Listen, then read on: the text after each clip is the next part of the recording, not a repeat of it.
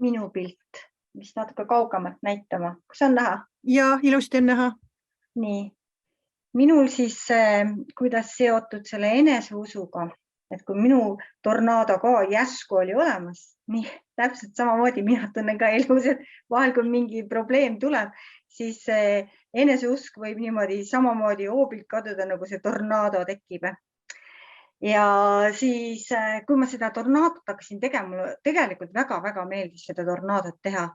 Ja sellega seoses ma mõtlesin, et järelikult on vaja nagu auru välja lasta, et kuigi ma väga kardan seda muutusi ja kõike seda lõhkuvat asja, ma tahaks vanas turvalises kohas olla, aga samas see oli nagu nii nauditav seda teha, seda hoogu juurde anda ja värvi panna ja kõike, et ma panin alguses sinna täitsa puid sinna tornaado sisse ja ise mõtlesin, et järsku paneks maju ka.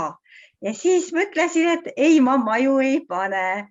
Ja siis tegin tornaadot ikka jälle juurde, läksin vahepealt, tegin mingit detaile, jälle tulin tornaado juurde, et puud enam välja ei paistnud.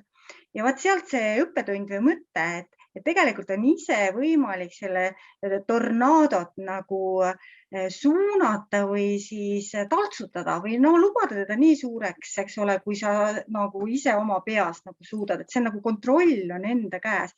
Et vaat see teadmine nagu põhiliselt tuligi, et kontroll on enda peas, aga jäi selline nagu arusaamatu, et kui ma nüüd seal arutlesin ja nüüd seda mõtlesin, siis ma tegelikult oleks tahtnud ikkagi hästi seal majades olla, mitte siin selles puhastustules või selles jandi sees ei tahaks olla, aga samas see pakkus nagu jälle nii palju nagu vabastamist või sellist, andis nagu energiat ka juurde, et nagu mingi selline nagu, ma ei oska öelda, nagu natuke segadus, eks ole, et tahaks olla peidus, aga samas naudiks ka jälle seda möllu seal.